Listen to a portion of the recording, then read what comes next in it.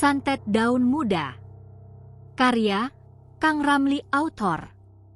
Chapter 21. Nasib yang malang. Sejak Neni dibawa ke rumah sakit jiwa, rumah itu mendadak menjadi senyap. Bukan karena tenang, melainkan karena kehilangan suara lembut yang dulu selalu menyambut pagi. Dio dan Santi kini tinggal sepenuhnya bersama Yuda. Tak ada lagi pelukan hangat dari ibunya, tak ada lagi tangan yang dengan sabar menyuapi atau membacakan doa menjelang tidur, yang tersisa hanyalah Yuda. Awalnya, Yuda kebingungan untuk mengurus kedua anaknya. Ia harus bangun pagi saat mendengar Santi menangis, sementara Dio sudah merengek minta sarapan, karena perutnya sudah lapar. Aduh, ribet amat sih jadi orang tua, keluh Yuda. Hari pertama, ia hanya membelikan bubur instan dan membiarkan Dio bermain sendiri. Hari kedua, ia mulai mengomel, namun ia tetap bertahan, karena kini tak ada lagi Neni untuk disalahkan. Hari demi hari, Yuda mulai memahami untuk mengurus anak bukan perkara sepele. Ia mulai terbangun lebih pagi, menyendok bubur untuk Santi, mengantar Dio ke taman bermain meski malas. Kadang ia kesal sendiri, kadang ia ingin pergi begitu saja, tapi setiap melihat mata Santi yang besar dan dalam itu, ada sesuatu dalam hatinya yang menahan langkah kakinya dan Dio, dengan polosnya bertanya, "Ayah, Mama kapan pulang?" Yuda hanya terdiam, ia langsung mengalihkan pandangan, menatap langit-langit, berharap ada jawaban yang turun bersama embun pagi. Sementara itu, di rumah sakit jiwa Neni mulai berangsur tenang. Terapi rutin, obat penenang, dan perawatan membuat pikirannya lebih jernih, meski dalam diam, ia masih mendengar bisikan-bisikan samar. Namun kini ia tidak melawan suara-suara itu. Ia belajar membiarkan mereka mengalir. Sambil memeluk selembar foto Dio dan Santi yang ia sembunyikan di bawah bantal. "Tunggu Mama pulang, ya." Dan malam itu, di rumah, saat semua tidur, Santi membuka matanya. Ia menatap langit-langit kamar, lalu perlahan menoleh ke arah pintu. Bayangan tinggi itu tidak lagi di luar jendela tapi kini berdiri tepat di ambang pintu, mengamatinya dengan diam. Santi tersenyum lalu tertidur kembali. Tahun demi tahun berlalu. Dio kini tumbuh menjadi anak yang pendiam namun pintar, sedangkan Santi semakin menunjukkan sifat tenangnya untuk anak seusianya dan di antara semua perubahan itu, ada satu hal yang paling mengejutkan. Yuda mulai berubah, ia tak lagi terlihat di meja biliar, tak ada kabar tentang perempuan malam dan aroma alkohol yang dulu melekat di tubuhnya sudah lama menghilang. Yuda kini lebih banyak diam dan merenung. Ia sering duduk di serambi rumah dengan sajadah di samping, sesekali membuka Al-Quran kecil lusuh pemberian ibunya yang dulu sering ia abaikan.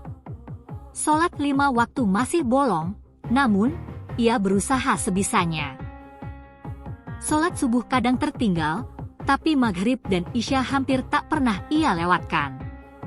Lebih dari itu, Yuda mulai mencari pencerahan. Kadang ia pergi ke masjid besar di kota, bertemu seorang ustaz muda yang sabar mendengar cerita hidupnya. Di kesempatan lain, Yuda diam-diam mengunjungi seorang kiai tua di pelosok desa, yang dikenal pandai mengobati batin dan melihat hal-hal gaib. "Aku dulu brengsek, Kiai. Tapi anak-anakku, entah kenapa, mereka bikin aku takut sama Tuhan." Kiai itu hanya tersenyum bijak, menyodorkan air putih dan tasbih kecil. "Jalanmu masih panjang.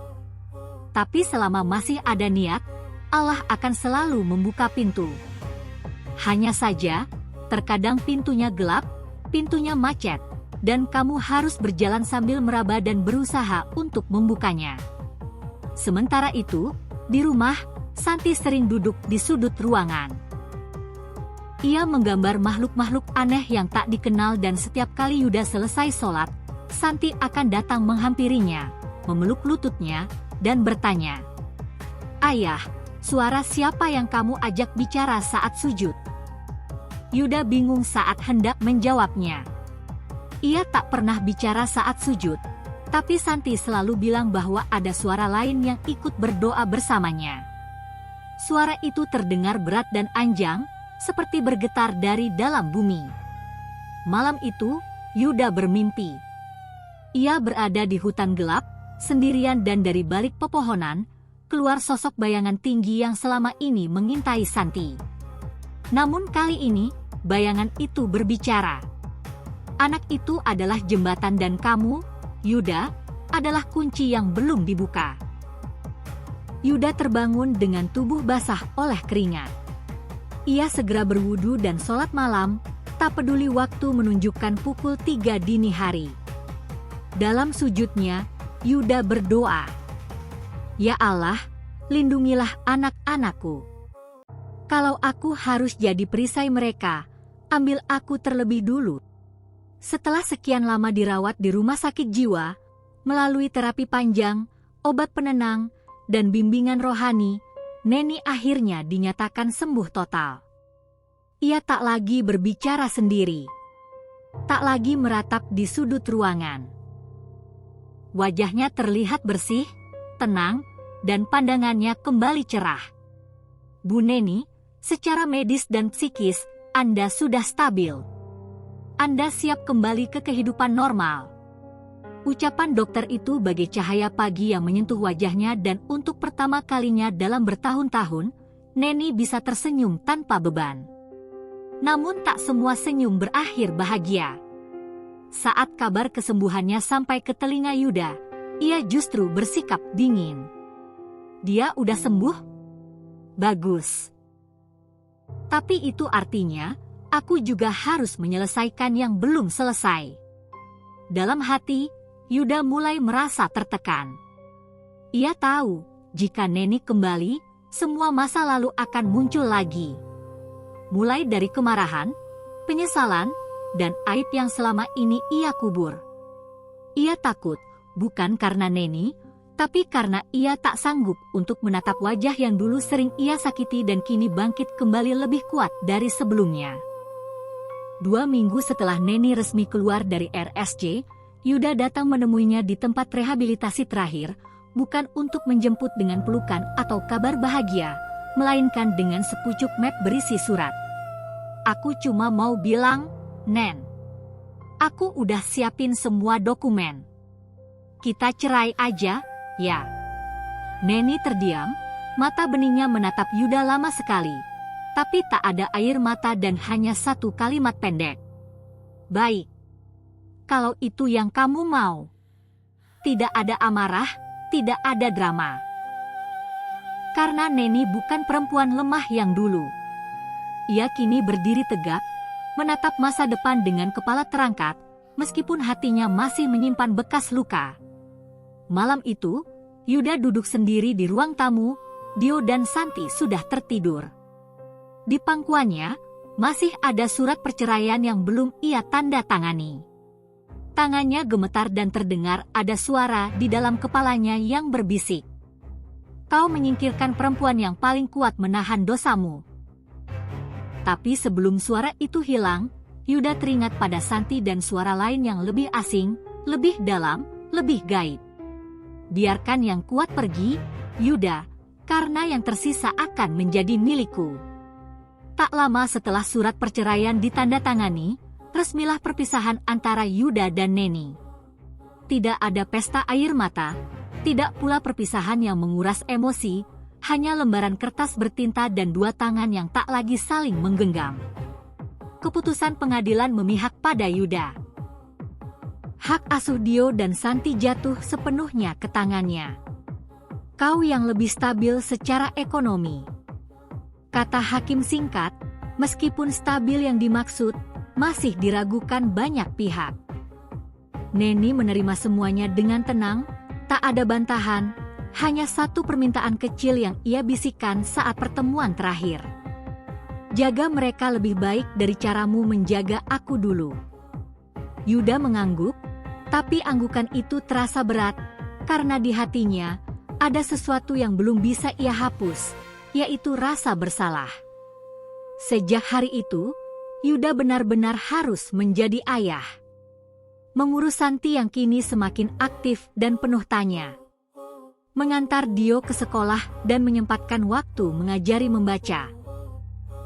Bahkan mencuci baju dan menyapu rumah. Tak jarang, Yuda sering termenung di dapur, memandangi piring-piring kotor dan mainan yang berserakan. Ini dulu kerjaan Neni semua dan aku malah. Ia menghela napas panjang, kali ini tak ada yang bisa ia salahkan, tak ada tempat pelarian. Hanya ada tanggung jawab dan dua pasang mata kecil yang selalu menatapnya setiap bangun pagi. Malam itu, saat Santi hendak tidur, ia bertanya, "Ayah, kenapa Mama gak tinggal sama kita lagi?" Yuda terdiam. Ia duduk di sisi tempat tidur, menyisir rambut putrinya perlahan. Karena ayah dan mama udah gak cocok. Tapi mama sayang kalian. Selalu. Santi menatap langit-langit kamar. Aku mimpi mama datang bawa bunga warna hitam. Tapi mama gak bicara apa-apa, cuma senyum. Yuda menoleh cepat. Bunga warna hitam. Santi mengangguk lalu menutup matanya dan berbalik membelakangi ayahnya. Yuda menatap lampu kamar, lalu menarik nafas dalam-dalam. Ia tahu, perpisahan dengan Neni bukan akhir dari cerita ini.